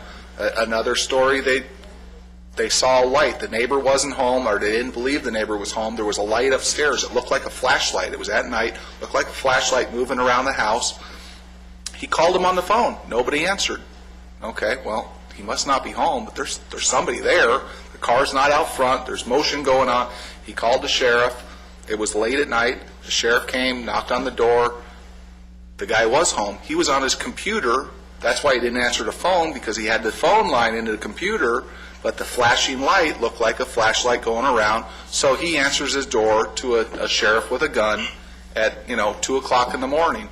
Well, he came over the next day and said, thanks, I appreciate that, because he was looking out for him. So don't be afraid of making a mistake, because you might.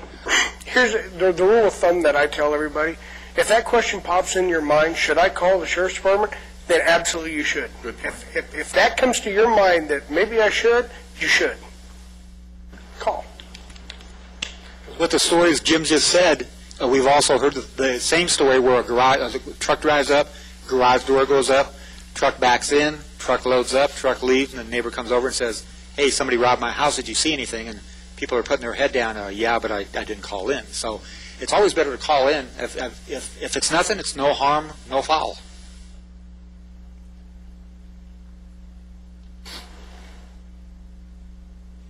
Like I said, that I've been watching our neighborhood a lot, just kind of trying to keep an eye on things. And one day I was upstairs, and I have called the police with strange people in the neighborhood, because you get used to who belongs there, who's your neighbor. And I've met like neighbors within a 3-block radius and actually introduced people to each other that have lived there for 15 years and never spoken to each other. Yes. And that are right next door to each other, and kind of getting to know everybody. And one day I was upstairs and I looked out the window, and there was it just gave me the uh-oh feeling. It was like, this guy is not right. And I did. I thought, oh, the guys at the sheriff's station are going to think I'm an absolute idiot. And I called. I gave him a total description of this guy, and I said, he's just walking down the street, but it looks like he's got a little rolled up toolkit, or one of those, because my husband has these little wrenches that he keeps in this little rolled up thing tied, and I described that to him, and what he was wearing and what he looked like, and the salt and pepper hair and the whole thing. And the guy said, well, we'll have somebody drive through the neighborhood. About 10 minutes later, there were cop cars shooting past my house this way, and I ran downstairs and looked out my side window, and there were a bunch of cop cars that came this way too. They literally caught the guy in the women. There were 2 women who worked at night who were sleeping during the day. The guy had actually broken into their house, was in their house, and they called, and I went running down the street to, just to see, because I know all those people, I know those ladies because I've talked to them, and I said, was this the guy with the salt and pepper hair wearing the jeans and the white t-shirt and the tennis shoes and the little toolkit? And they said, yeah. I said, I just called you guys about him. Yeah, it happens. It's just weird. But that's good information that's being provided that they were able to act on. And, you know, two ladies that work graveyard shift, they were sleeping. They might have knocked, this guy might have knocked on the door and nobody responded. Didn't hear anything, no sound, all the stuff we're talking about. And then you end up having a hot prowl where somebody comes into the house and they're in the house, you know, the owner's in the house. If I might add, one thing that I found that would help, or I think does help, is my wife goes for walks in the mornings, and she walks in the evenings before it gets dark. And I started walking with her, and she's introduced me to the people in the neighborhood, because I work weird hours. But, you know, and then we go beyond just around the block. Now it's 2 blocks, 3 blocks, and a couple miles within the neighborhood.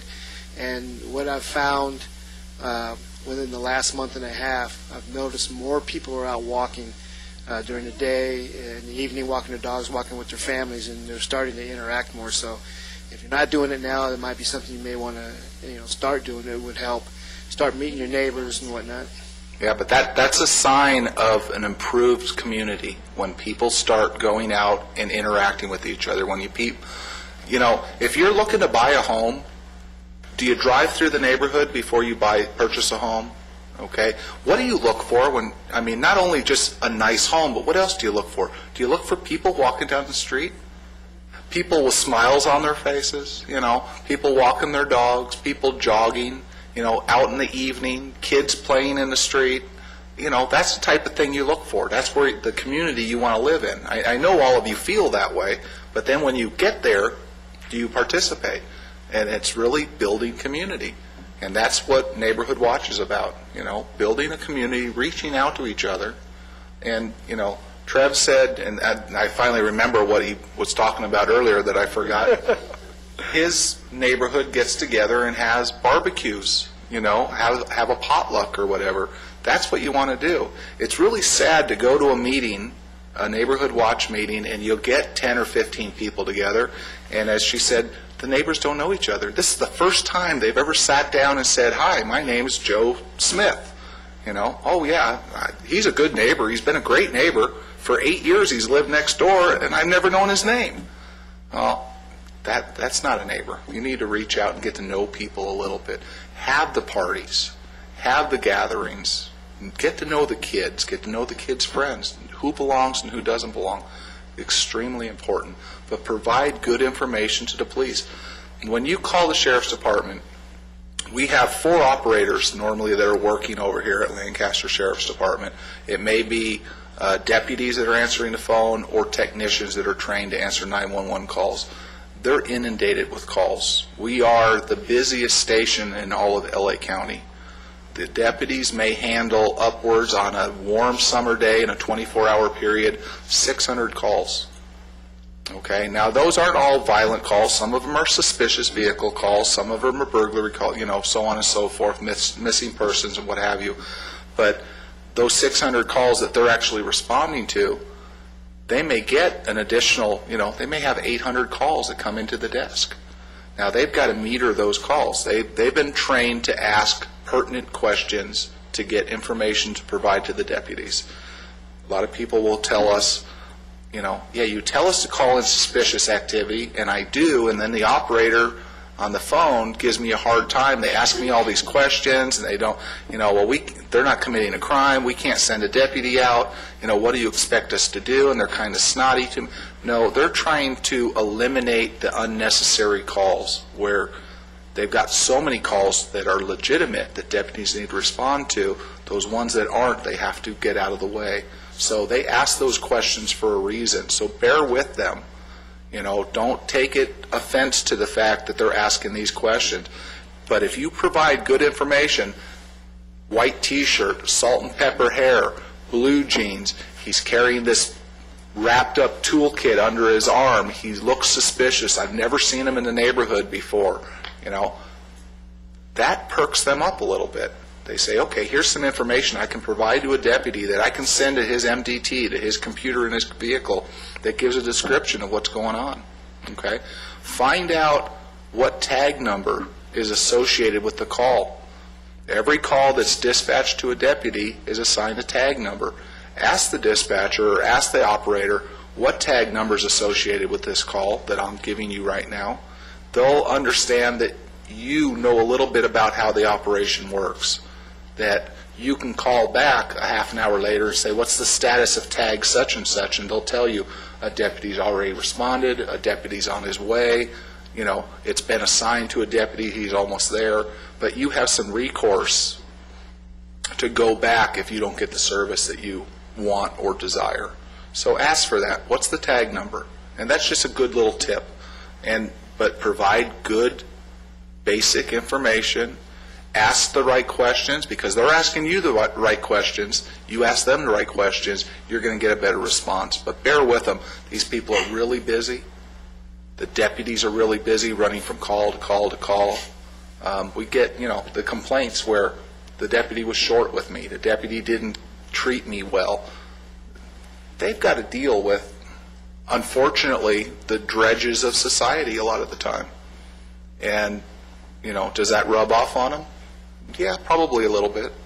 So bear with them. We've got a lot of young deputies out there now. Yes, we do. And I realize and I understand people's complaints, and and I see it obviously from the other side. But yeah, deputies are human beings, and sometimes you're going to hit one on a bad day, and it's unfortunate, and it shouldn't happen that way. But you can't help but be human.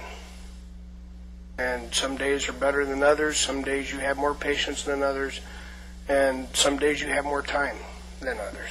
And all of those are factors. So I'll issue a blanket apology to everybody that's ever had a rude deputy, but, in the same respect, I've been that rude deputy before too, so, and it's not a personal thing, but sometimes you don't have time. And sometimes you're trying to get some pertinent information, and people are just yelling and screaming, and you don't understand a word they're saying. And that's one of the key things.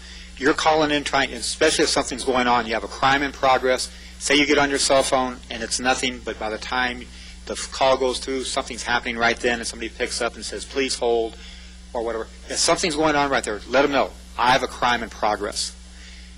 You're going to be excited, you're going to be trying to give them information. They're going to be trying to get pertinent information from you as they're typing in.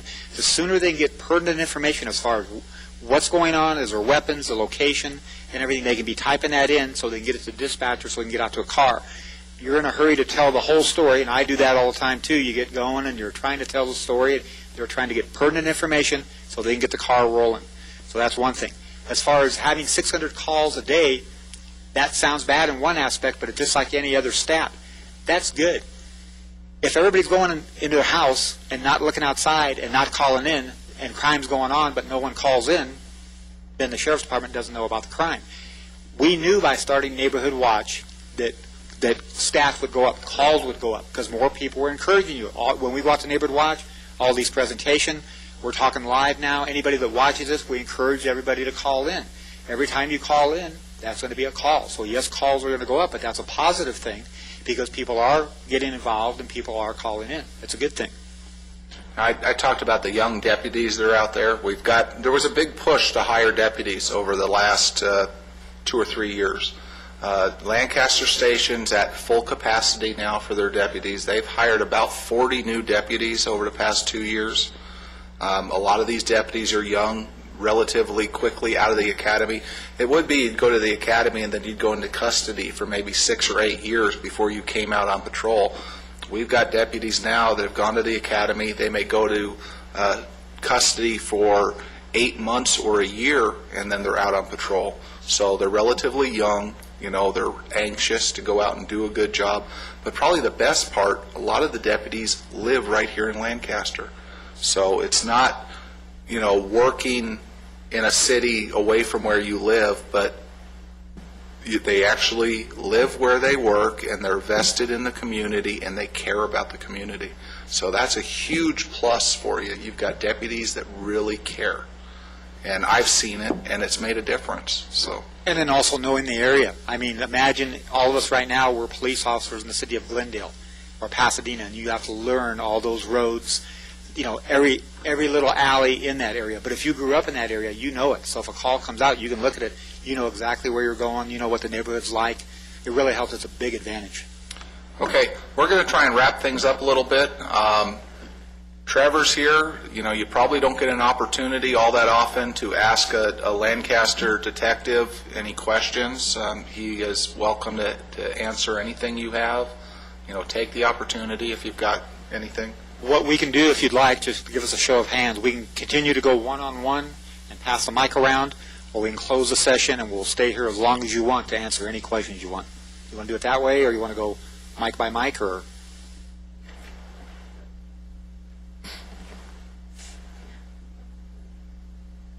Well, the Lancaster City, the city of Lancaster, you see in the future they'll have their own police department. Like Burbank has their own police department, Beverly Hills has their own police department. Certain cities have their own. They're funded to have their own police department. You know, sir. To be honest, I don't see it, and I'll tell you why. We have a very, very good relationship with the city. In fact, I've been at when I came up here, it was Antelope Valley Station. I started when it was Antelope Valley Station. And then we split from Palmdale. I've been here 13 years. I have never seen a relationship with the city and the sheriff's department as good as it has been in the last 18 months and continues to be now. I've never seen the support or the funding from the city. These programs that we have going on with the burglary suppression team, the truancy car, the additional school resource deputies, the additional target-oriented policing deputies, the funding for that 2 years ago was absolutely unheard of. It was unheard of. And that is being paid for by the city.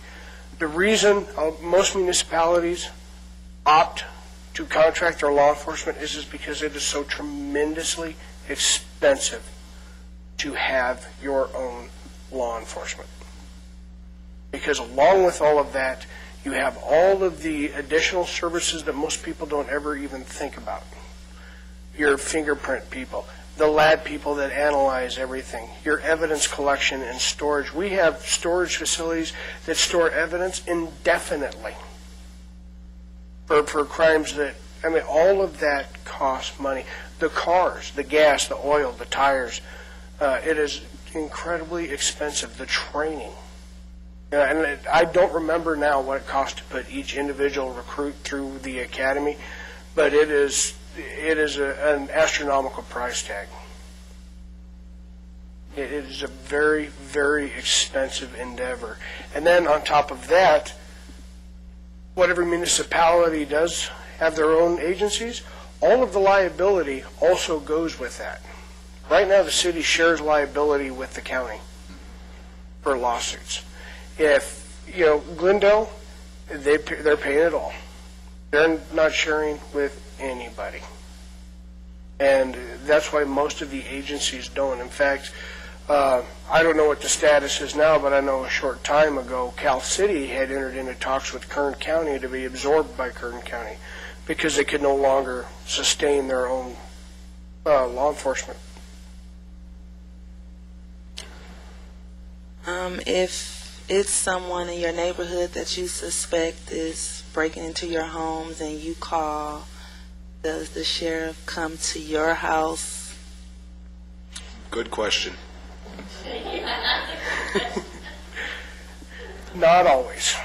And we actually have a radio code for it, and what it is, it's 911N, and it means do not contact the informant. And if you say, I do not want to be contacted, we will not contact you. But we still need your name, and we still need your phone number. And the reason being is, what if we catch these people? We're going to need a witness in court. Or what if we just miss them? We catch them down the street. They have a van full of stolen stuff, but we didn't see them doing the burglary. We can charge them with receiving stolen property, but not burglary. Right. And we need people to get involved. That's the third leg of the tripod. Mm-hmm. We need people to get involved. We need people that will go to court.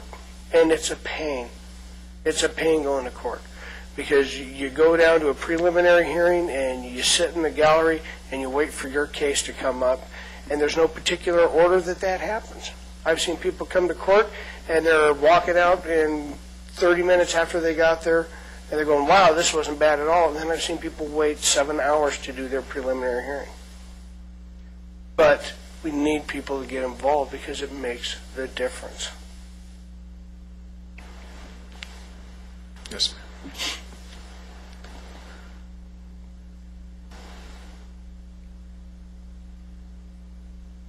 We had something happen a few weeks ago that I still don't feel comfortable with. 2 guys came to our door and rang our doorbell, and we have a security system in our home, but these guys were with another security system company, and they wanted to come in and check our security system to make sure it was operating okay. My husband answered the door, so he let them come in. But I was very uncomfortable with it, and I almost insisted that he get them out of there. Yeah. So has anyone else had this problem? I haven't heard of that occurring. Yeah. Really? The people said they were from Pinnacle. Yeah, Pinnacle Security. And we have ADT. I was doing a neighborhood watch meeting on the east side, and they had the same complaint. And We're these on the guys west side. these guys were going around the neighborhood, Really? and the deputy came out to my neighborhood watch meeting, and the people were telling us about it. And some of the neighbors came in late, and they said, "Well, he's still out there. It's 2 guys, and they're going around the neighborhood." The deputy went out and spoke to them, and it turned out in this case they were legitimate. They had the proper identification. They were working for a alarm company. They were looking to do upgrades on alarms. But personally, my opinion, you don't invite anybody like that into your home. No, I don't feel Okay? so. If you're going to do an upgrade to your alarm system, you ought to be contacting the person. You ought to be doing the research. People knocking on your door, it's just not a good practice to accept that kind of... They were saying that they had complaints that there were alarm systems in our area that were not working, and as they were on cable. And since we had not had the use, hadn't tried it out to see whether it was working because it was fairly new to us, he thought maybe they were legit. Yeah, well, you can always send them away He and took say... them all through the house. Well, yeah, you could send them away and say, send me it in writing, I want some kind of proof that you are who you are, not just an ID, but you want to have a license number. You can have them contact you via mail, something to legitimize them being there. They were going to, I'm not sure what all they were going to do, but what I got out of it was they were going to use us as a model home, and they were going to put all this new equipment in for free. So right there, I didn't feel comfortable with that. There's no such thing as a free lunch. Isn't that the old saying? Yeah. It comes back to any offer that sounds too good to be true. Yep. And I would call your alarm company and have them come and check your system and make sure.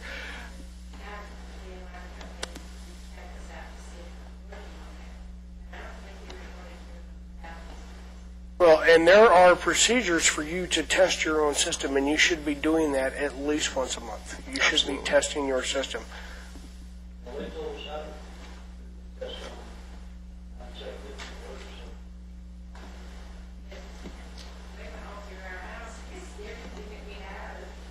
Yeah, the best thing is not, like Jim was saying, not to let anybody in like that. We're going to close it on down here. We'll be here as long as you need and everything, so if you have any questions, please come on down. We have more brochures on the back, Neighborhood Watch, the glossy flyers with all the good numbers on the back for code enforcement and graffiti removal. If anybody wants to start a Neighborhood Watch, again, contact the Public Safety Office at 723-6063, 723-6063. We'll be more than happy to send all the information to you, answer all your questions, and get a brochure out there to you, packet, and then we'll set up an orientation to start a group. Thank you. Thank you very much. Thank you.